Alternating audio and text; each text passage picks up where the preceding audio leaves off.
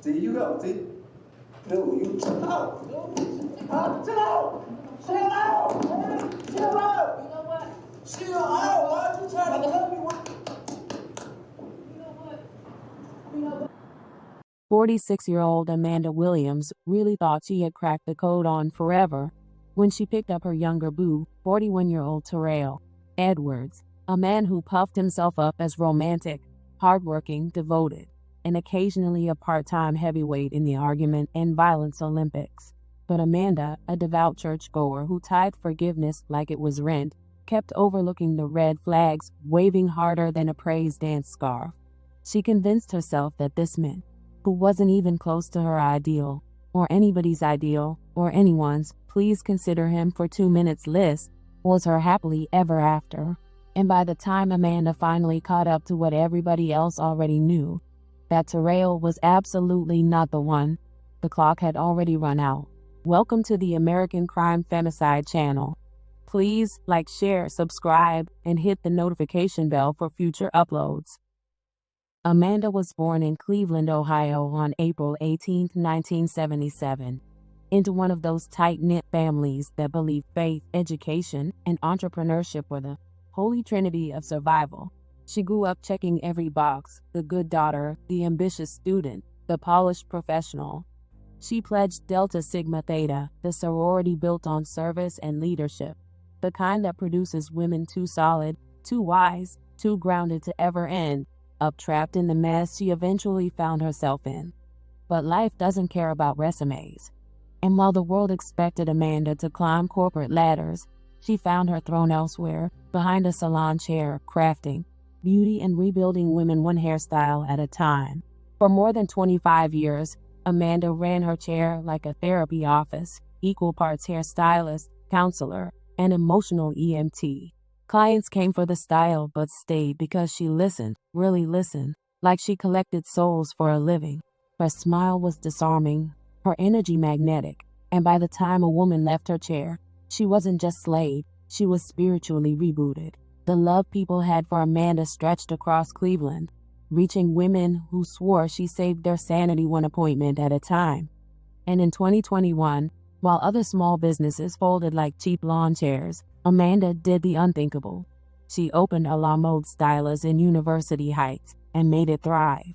Past the 18-month graveyard where salons usually die, Amanda survived, expanded, launched her own hair care line, and toasted her second anniversary like a boss who created her own odds. As a mother of two and a grandmother, Amanda balanced ambition and family like someone who had practiced the routine her entire life. Her social media pages were filled with quotes about elevation, purpose, leveling up, all the things she wanted for herself and everyone watching. I am on a very strict energy diet. Like if it doesn't feel like love or joy or peace or kindness, I don't want it. I don't even want it. Advice flowed easily from her fingers, even if she didn't always apply it in her romantic life, especially when it came to the man who would ultimately destroy her peace, Tirrell. Hey, birthday girl. What you doing? Are you having breakfast? Breakfast on my birthday. Yeah, birthday girl.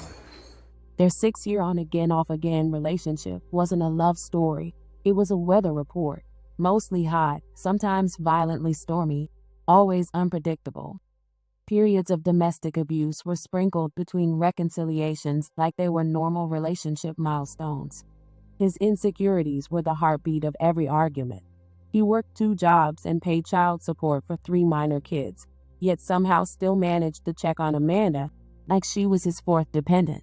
Amanda was widely loved, admired, respected, desired, and Tirrell couldn't stomach that kind of competition. He guarded her like property, monitored her like parole, and blew up whenever reality reminded him she belonged to herself. And like many women trying to nurse a broken man back to wholeness, Amanda posted the highlights only. The dates, the trips, the roses, the proposals. On May 30th, 2022, she announced that Tirrell proposed at her family picnic. She wrote, "I didn't know anything. I will be a wife for the first time soon." Her family had given him their blessing, a decision they would later choke on.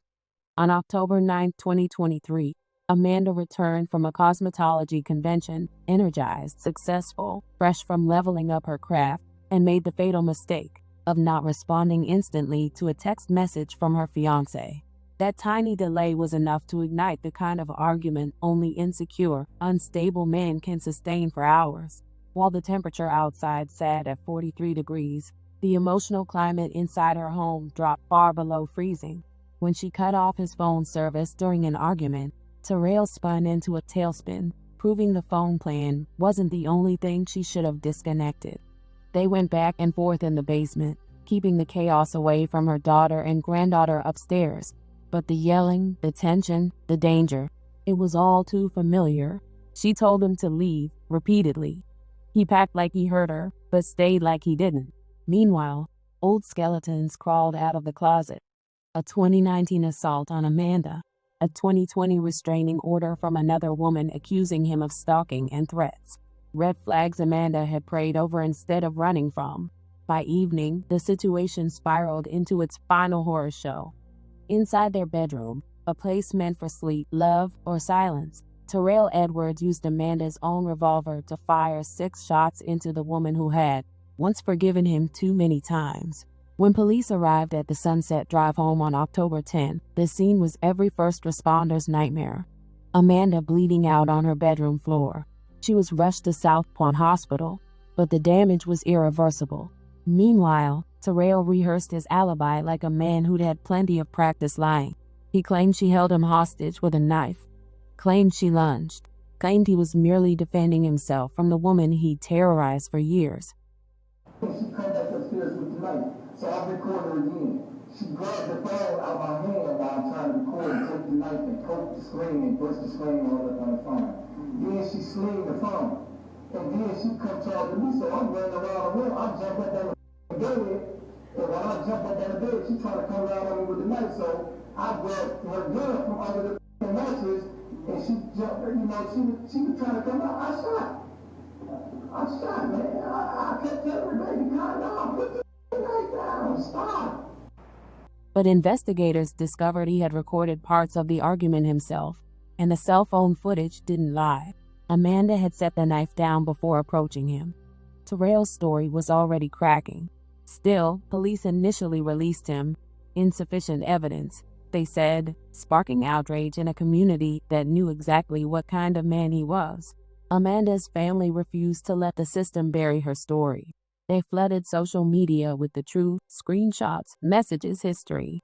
A particularly chilling text from November 2020 revealed Amanda saying she looked like a battered woman and felt humiliated. She had been surviving him long before he killed her. The pressure worked. Investigators dug deeper.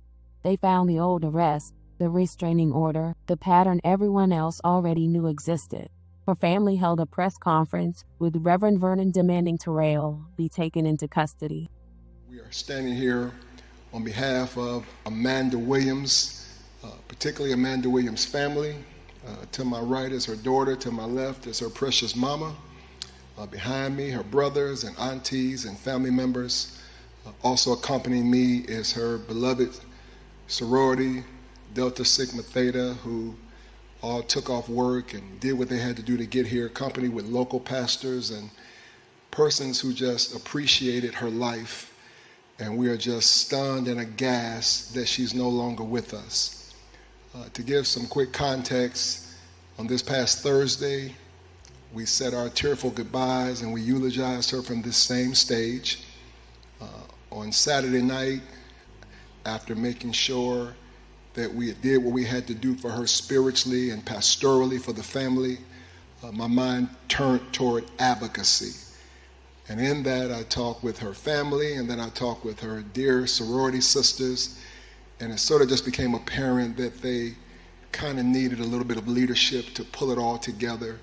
And that's when we, not me, there's no hero ball, we together sort of came up with a strategy that could bring some public pressure to this moment to get justice for Amanda.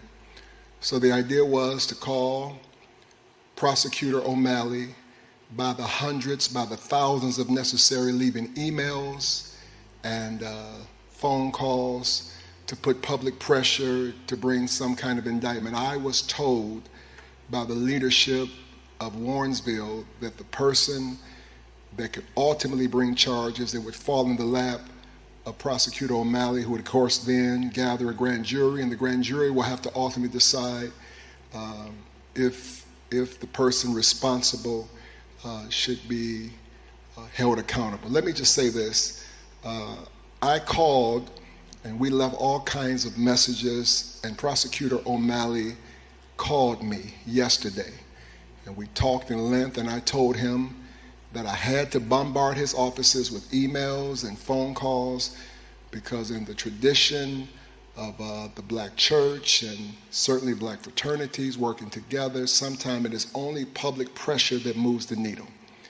And we could not afford to let her just become a footnote in history and yesterday's news. We demand, and really I don't want to use that word, we beg. In Bible language, we beseech for justice. I'll say this, Prosecutor O'Malley, who I'm sure is watching now, then told me, Pastor Vernon, I have not received anything. It is still in the hands of Warrensville. And so we have not been given anything. We don't know anything. I said, well, now you know. Respectfully, now you know, because ultimately it will wind up, we pray, on his desk. Let me say this as an opening statement, that I'm going to let her sorority sisters make a statement, and then ultimately her family, and also her attorney, Eon Friedman, is to my right, for any necessary legal advocacy necessary. The one thing that we're not going to do is make some bombastic, belittling comments about a beautiful city, a beautiful, predominantly black city, which is Warrensville, and their wonderful police. They've done nothing but be a blessing to this church and our community for the last 20 years in terms of assisting with our parking each week and helping us when young kids come here and twist their ankles playing on our basketball courts. Man, they respond. They have never done anything I've seen in 20 years but help us. I think Warrensville, and I mean this, is one of the most underrated, beautiful black cities, not only in Ohio, but the world. And its leadership deserves credit for a new YMCA and the schools and just all that they've done. So this is not to do any sort of verbal black-on-black crime again. Warrensville has been beautiful. We're just asking and begging that in this case, that justice will be done, that him walking out of jail 48 hours later, something just don't seem right about that. And this whole issue of I'm protecting myself, I got to say this because it's going to burden my heart if I don't. Let me be crystal clear that there's more to this case than you may know. When I stood here and did the eulogy, I was not aware of all the domestic violence that he had perpetrated against this beautiful girl. Yeah, I tried to be as kind as I could. I tried to be as fair as I could, but I've seen the pictures. I now have in my possession, and we have in our possession, pictures and text messages that show a major pattern of abuse. And I am upset and hurt because, I just would have said more. And let me be clear, I'm hurting today. I don't stand here as an attorney. I have nothing at all to gain except peace of mind that I did the best I could for a spiritual daughter, a sorority sister, a beloved woman of this community. We're leaving here and we're headed straight to City Hall, taking with us absolute proof that he had been beating her. He had been beating her. I just can't get my head around what I've read.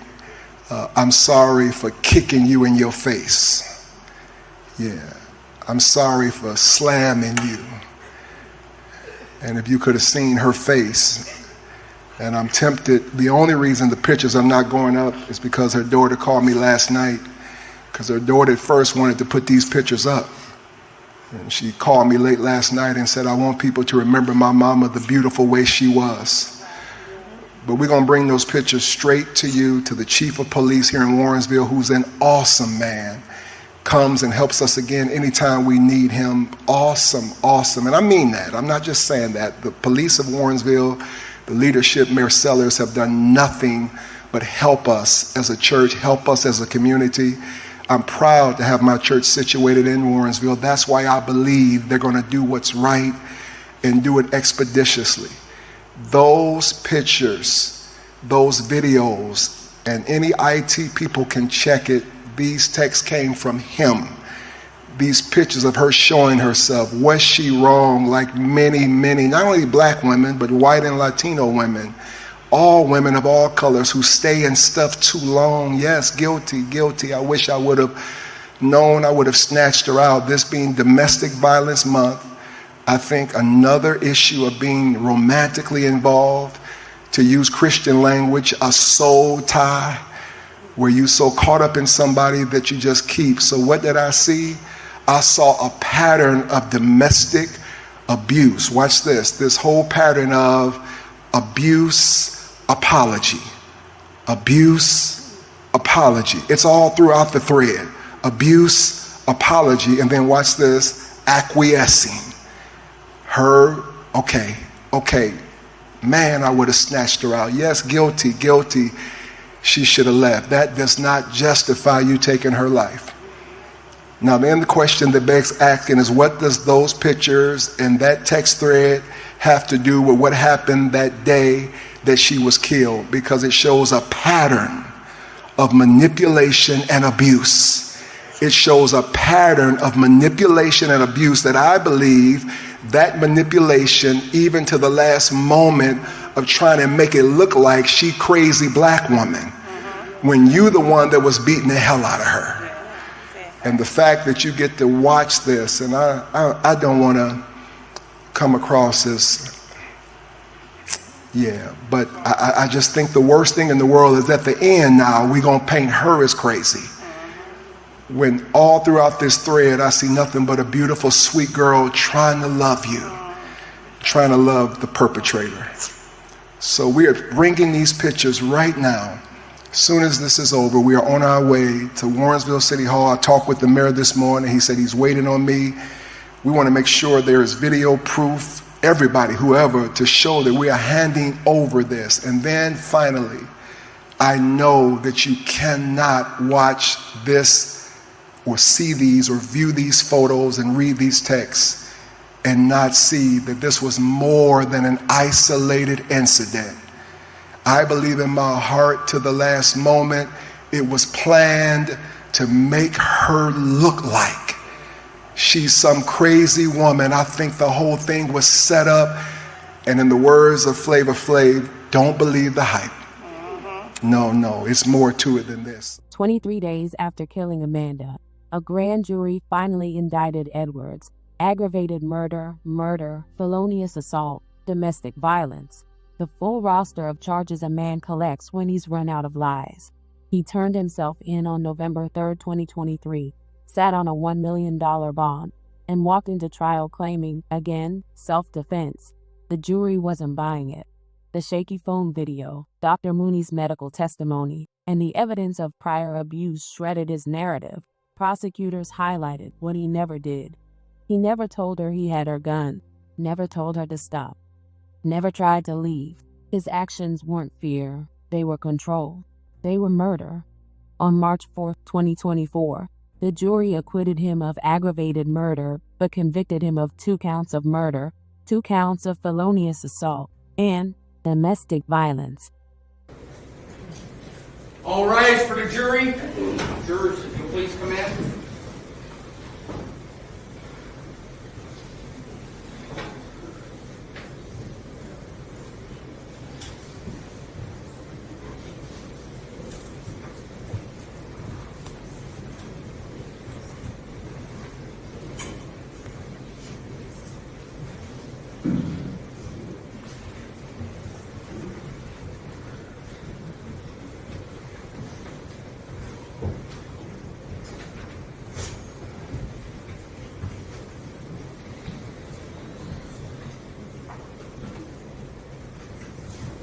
Thank you. Everyone have a seat. Ladies and gentlemen, I understand that you reached a verdict. Is that correct? Yeah, Your Honor. All right, would you be good enough to hand the forms to Mr. Brown, please? Thank you, Mr. Warren. Your Honor.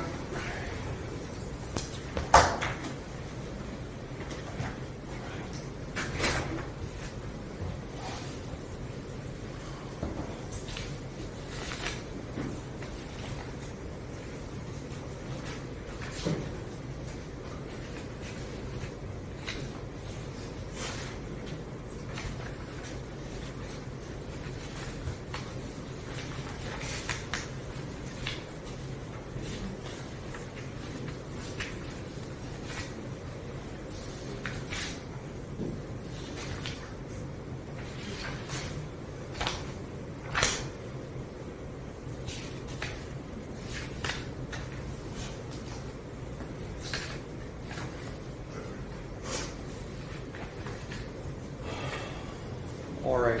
I have reviewed the verdict forms, and they do appear to be accurately or at least completely filled out. Mr. Edwards, if you please stand. The verdict forms in this case, count one. Verdict reads, we, the jury in this case, being duly impaneled and sworn, do find the defendant, Tirrell Edwards, not guilty of aggravated murder in violation of 2903.01a of the Ohio Revised Code as charged in count one of the indictment. It is signed in ink by all 12 jurors, and the specifications are not completed. Count two, the verdict reads, we, the jury in this case, being duly impaneled and sworn, do find the defendant, Tirrell Edwards, guilty of murder in violation of Revised Code Section 2903.02a of the Ohio Revised Code as charged in count two of the indictment. It is signed in ink by all 12 jurors. Pursuant to their directions, the firearm specification. All right.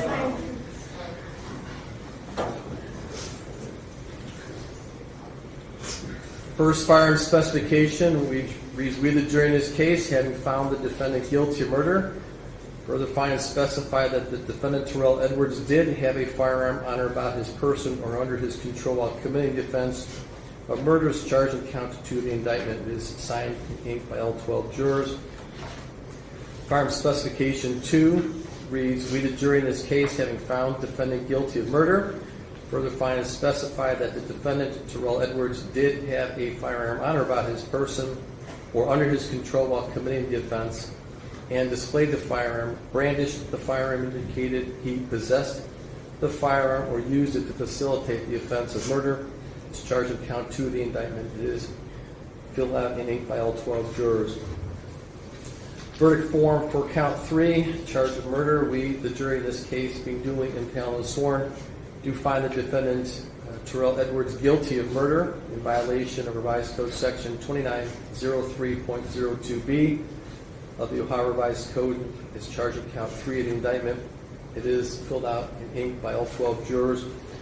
Furthermore, both of the firearm specifications indicate that he did have a firearm on or about his person or under his control. Verdict form for count four, felonious assault. We, the jury in this case, being duly impaneled and sworn, do find the defendant, Tirrell Edwards, guilty of felonious assault in violation of Section 2903.11a1 of the Revised Code as charged in count four of the indictment. It is completed in ink by all 12 jurors, or signed in ink by all 12 jurors. The further findings is that he did have a firearm on about his person or under his control in both of the specifications, which is also completed in ink. Count five, charge of felonious assault. We, the jury in this case, being duly impaneled and sworn, do find defendant Tirrell Edwards guilty of felonious assault in violation of Section 2903.11a2 of the Revised Code. This charge of count five of the indictment. It is accurately signed by all 12 jurors in ink, as well as both of the firearm specifications are found that he did have a firearm. Those are signed as well in ink. Finally, count six, the verdict form reads, we, the jury in this case, being duly impaneled and sworn, do find defendant Tirrell Edwards guilty of domestic violence in violation of Section 2919.25a of the Revised Code as charged in count six of the indictment. It is signed in ink by all 12 jurors. The judge sentenced him to life with parole eligibility after 15 years, plus 9 years for firearms charges. It will be 24 years before he can beg for freedom he stole from Amanda. Her brother delivered the gut punch at sentencing. She did everything right in life, but running across Tirrell. Amanda's 4-year-old granddaughter had been home the night she died. She will grow up knowing the sound of violence took her grandmother away. Her salon, a la mode stylist, the place where she lifted women daily, sits quieter now. A reminder of how quickly brilliance can be erased by a man who never deserved to touch it. Amanda's murder is the uncomfortable truth nobody wants to confront. Success does not shield you, education does not save you, and love cannot heal a man who refuses to repair himself. Warrensville Heights continues to grieve, but Amanda's legacy survives through the community she built and the voices she empowered. Her story forces people to see what domestic violence really is, not a mistake, not a bad moment, but a pattern with a predictable, deadly end. She will always be remembered not for the way she died, but for the light she carried, a light that outshines the darkness of the man who tried to extinguish it. May Amanda Williams rest in peace.